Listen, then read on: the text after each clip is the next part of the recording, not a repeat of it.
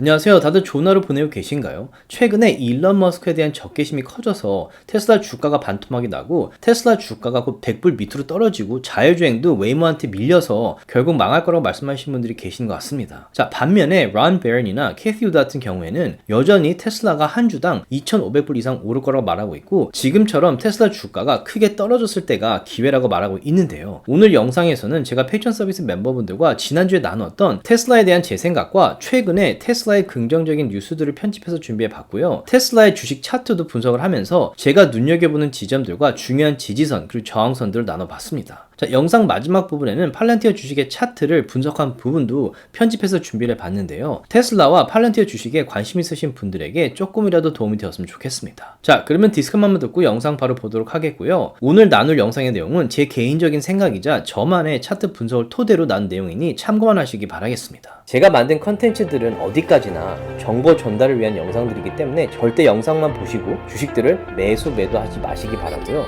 본인 스스로 반드시 리서치를 더 하신 다음에 판단을 내리시기 바라겠습니다. 이제 테슬라 같은 경우 지금 많은 분들이 테슬라를 상당히 싫어하죠. 일론 머스크를 상당히 미워하고 뭐 지금 테러도 일어나고 이러고 있는데 뭐 그거는 그냥 그 사람에 대한 어떤 증오고 이 회사를 봤을 때는 테슬라가 쭉 올라갔다가 지금 많이 떨어지고 있어요. 물론 아직 자동차 회사로만 생각하면 좀 고평가되긴 했는데 어찌됐건 테슬라가 쭉 떨어져서 지금 RSI가 20까지 떨어졌고 반등을 해서 이 200 SMA까지 정확히 올라왔죠.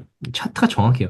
200 SMA까지 올라왔다가 지금 다시 풀백이 일어났지만 또 여기 9 SMA 선상까지 지금 풀백이 왔어요. 그래서 만약에 이 지점에서 반등하면 올라가는 것이고 이 지점에서 반등했다가 200 SMA에서 다시 떨어지면 이 저점보다 떨어지면 이 지점보다 떨어지면 하향세가 계속 이어질 수도 있어요. 그래서 아직은 뭐 컨펌된 게 없는데 테슬라 같은 경우에 이제 저는 어떤 식으로 저는 아직 테슬라에 대해서 상당히 긍정적으로 생각을 하고 지금 이 트럼프가 미국 이외에서 들어오는 자동차들에 대한 어떤 관세를 적용을 하고 있는데 테슬라 같은 경우에 보시면 이게 지금 미국에서 팔리고 있는 자동차들이 어디서 만들어졌는지를 나타낸 그래프예요. 근데 모든 자동차 회사 중에 유일하게 지금 미국에서 팔리는 자동차들 중에 유일하게 100% 미국에서 제조가 되고 있는 회사는 테슬라밖에 없어요. 그래서 이 관세 정책을 핀다고 해도 제목에 나와 있듯이 가장 큰 혜택을 보는 거는 아마 테슬라라는 얘기가 있죠. 그게 맞는 얘기이기도 하고 100% 미국에서 지금 만들어지고 있기 때문에 그러니까 중국에서 팔리는 건 뭐 중국 그 샹하이 기가 팩토리에서 만들겠지만 이거는 미국에서 팔리고 있는 자동차를 봤을 때 테슬라만 유일하게 모든 부품과 모든 차에 들어가는 게 미국에서 만들어지고 있는 거예요. 그래서 관세가 적용이 안 되는 거죠. 그리고 또 하나 이게 며칠 전에 나온 뉴스인데 일론 머스크가 참 대단하다고 생각하는 게 이제 뭐 사람 자체가 어떤지 모르겠지만 지금 보면 사우디아라비아에서도 테슬라를 이제 런칭할 거라고 지금 뉴스가 나왔죠. 자, 사우디 이쪽은 기름으로 강대국인데 기름차를 엄청나게 선호하는 그런 나라인데 전기차가 대세라는 것을 이제 거슬 수 없는 트렌드이기 때문에 이제 사우디아라비아에서도 지금 전기차 테슬라를 드릴 거라는 얘기가 있고 그렇게 기름으로 돈 버는 나라에서 전기차를 받아들인 거죠. 그리고 그거를 일론 머스크가 또 뭐 어떤 파트너십을 통해서 해낸 거죠. 사실 중국도 그렇고 미국 회사 중에 중국이든 요 사우디아라비아든 뭐 이런 나라에 계속해서 익스팬드를 하는 회사는 테슬라밖에 없어요. 그리고 전기차가 다가올 수밖에 없는 미래이기 때문에 지금 물론 유럽과 뭐 미국과 뭐 중국도 그렇고 매출이 좋지 않다 이런 얘기가 있죠. 자동차만 봤을 때 뭐 그게 사실이기도 하고. 근데 어찌됐건 전기차가 계속해서 지금 뭐 5년 10년을 봤을 때 전기차가 계속 나올 거라는 거를 믿고 그게 트렌드라고 생각을 한다면 매출이 지금은 조금 뭐 흐지부지 하더라도 자꾸 익스펜션을 해야 돼요. 자꾸 여기저기 다 퍼뜨려야 되고 이 테슬라들이 자꾸 이 나라 저 나라 나가면서 거기에 있는 데이터들을 또 다 수집을 할 수밖에 없어요. 그러면 전기차는 이제 거의 당연한 거고 그 다음에 지금 나오는 게 자율주행이에요. 그럼 자율주행하면 데이터죠. 근데 데이터 지금 웨이모가 뭐 엄청나게 앞서가고 있다 이런 얘기를 하지만 테슬라랑 비교도 안 돼요. FSD 비교도 안 되고 지금 아직 로보택시가 런칭이 안 됐기 때문에 이제 웨이모가 좀 두드러지는 게 없잖아 있는데 지금 사우디아라비아에도 테슬라가 나가고 있고 뭐 중국도 그렇고 미국은 당연하고 지금 테슬라를 따라올 전기차가 없죠. 그리고 데이터 수집도 뭐 거의 비교 불가 상당한 모트고 전기차 시대에서도 당연히 테슬라가 앞서가지만 자율주행에서도 지금 테슬라를 이길 수가 없어요. 이 다른 회사들이 이런 데이터를 지금 수집하고 있는데 그리고 드디어 6월 달에 이제 텍사스에서 테슬라의 로보택시 런칭을 할 거라고 얘기했는데 이제 좀 주고 봐야 돼요. 이제 일론 머스크가 말을 하고 그게 실제로 실행이 되는데 좀 갭이 있는 경우가 많았어요. 그래서 6월 달에 실제로 이제 요 로보택시가 나오는지 좀 봐야 되고 이게 나온다고 해도 그 분기 실적을 보면서 수익 매출이 얼마나 되는지 좀 봐야 되고 그 다음에 만약에 연기가 된다고 하더라도 뭐 주가가 좀 떨어질 수는 있겠죠. 근데 안 나올 게 아니라 연장되는 것뿐이에요. 그렇기 때문에 그리고 일론 머스크 테슬라를 지금까지 팔로우한 분들은 아시겠지만 일론 머스크가 항상 얘기하고 좀 연장됐던 경우가 많긴 했었어요. 근데 뭐 어찌됐건 이제 웨이모가 지금 계속 발전하고 있기 때문에 6월 달에 실제로 오스틴에서 로보택시가 나오는지도 지금 많은 분들이 눈여겨보고 있고 그다음에 캘리포니아에서도 지금 로보택시를 실행을 하려고 허가를 지금 받고 있죠. 좀 진행이 되고 있죠. 그리고 중국에서 FSC를 중국에서 서비스를 제공할 수 있다라고 이제 허락을 지금 받고 있는 중이죠. 중국에서 FSC가 허락을 받고 돌아다닌다. 그러면 이제 자율주행은 웨이모나 이런 회사는 경쟁 자체가 안 될 거예요. 제 생각에는. 그리고 이번에 그 일론 머스크가 오랜만에 이제 정치랑 관련 없이 회사에 대한 미팅을 했었었는데 그때 올해 테슬라 로봇인 옵티머스를 한 5천 대 정도 생산을 할 거다라고 얘기를 했는데 뭐 물론 이것도 말을 이렇게 하고 또 2026년으로 미룰 수도 있지만 지금 아마 유튜브나 뉴스를 보시면 로봇들의 발전 속도가 작년, 재작년이랑 비교가 안 될 정도로 엄청나게 빠르게 진행이 되고 있어요. 그리고 실제로 테슬라의 로봇이 아니더라도 뭐 지금 중국도 그렇고 로봇들이 지금 선보여지고 있는 로봇들이 정말 집안에서 일하는 건 물론이고 사람과 비슷해질 정도로 발전하는 이 속도가 너무너무 빨라지고 있어요.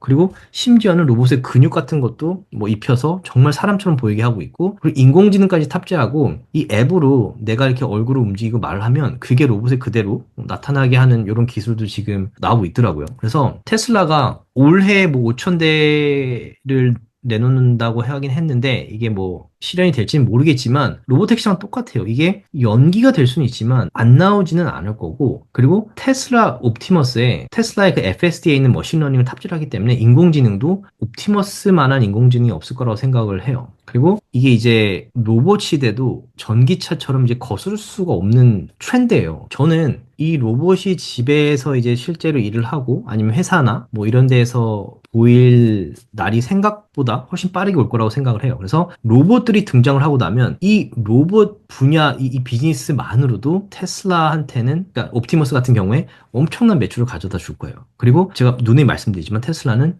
전기 충전소도 웬만한 회사의 시가총액보다도 훨씬 높은 가치를 갖고 있는 비즈니스예요. 근데 이게 지금 다 좀 반영이 안 되고 있죠. 그리고 지금 테슬라 주식이 지금 마켓도 떨어지지만 지금 일론 머스크를 싫어해서 테슬라를 사지 않겠다 뭐 이런 얘기도 있고 유럽과 뭐 지금 미국 매출도 조금 흐지부지하고 사이버트럭도 뭐 문제가 있어서 지금 다 리콜이 들어갔죠. 그래서 그거 갖고 또 뭐라고 하는 분들이 계셔서 뭐 떨어지고는 있지만 장기적으로 본다면 저는 여전히 성장 포텐셜이 높다고 생각을 해요. 그리고 팔란티어 같은 경우 지금 많은 분들이 보고 계시는데 제가 이제 이때 커버 콜을 하고 요 50 SMA까지 내려오는 걸 지켜본다고 말씀드렸었는데 요 50 SMA가 요 갭도 있고 되게 중요한 지지선이에요. 그래서 여기까지 내려왔다가 지금 뭐 좀 머물다가 요 50 SMA 위로 올라가려다가 요 볼린저 밴드 위까지 올라와서 제가 이때 그 콜옵션 매수를 한 걸 이때 팔았는데 풀백이 올 거라고 예상을 했기 때문에 팔았어요. 근데 팔란티어가 생각보다는 많이 떨어지진 않았지만 여기 보시면 요 20 SMA 선상에 지금 머물러 있어요. 그래서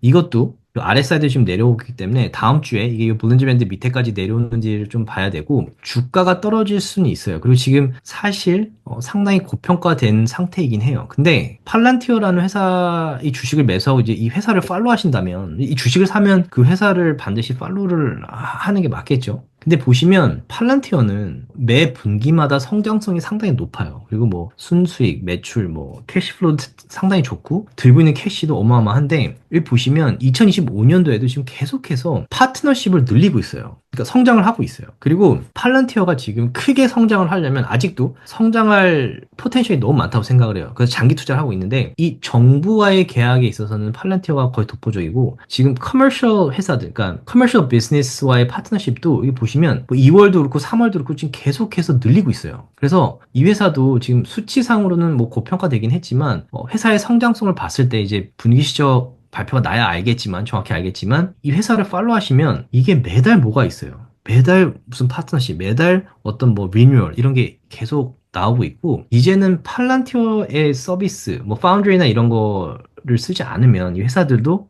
뒤처진다는 거를 이제 서서히 느끼는 것 같아요. 그래서 이걸 안 쓸 수가 없는 상황으로 지금 점점 다가오는 것 같아서 뭐 팔란티어 같은 경우에 이제 트레이드도 하지만 이제 장기 투자하는 주식들은 이제 사놓고 그냥 잊어버려요. 옛날에 이제 멤버분들하고 이때 막 7불, 뭐 10불 이럴 때 샀던 그 주식들은 그때 많이 산 거를 그냥 어카운트에 놓고 아예 쳐다보지도 않아요. 이게 정말 7불까지 다시 떨어진다. 그럼 추가 매수를 하면 했지. 이 장기 투자를 한다고 마음 먹으면 그냥 매수하고 잊어버리는 거예요. 대신에 트레이더 애들은 이런 지표들을 보면서 이제 단기적으로 돈을 벌고 싶을 때 이제 트레이드를 하긴 하는데 옵션도 하고 근데 장기 투자를 할 경우는 이런 식으로 모트가 강하고 성장성도 강하고 팔로우를 하고 있는데 계속해서 회사가 클 수밖에 없다라는 게 보이고 이게 이 사실이 변하지 않는다면 그리고 정말 강한 경쟁자가 갑자기 나타나지 않는 한 이런 회사들은 그냥 들고 2030년, 40년까지 장기 투자를 하고 있는 거예요. 근데 어찌됐건 중요한 거는 다음 주에 요 50 SMA랑 요 20 SMA 요 사이에서 주가가 이 트렌드선을 뚫고 올라가느냐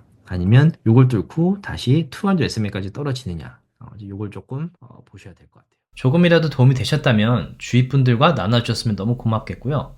구독과 라이크를 해주시면 더욱 감사하겠습니다.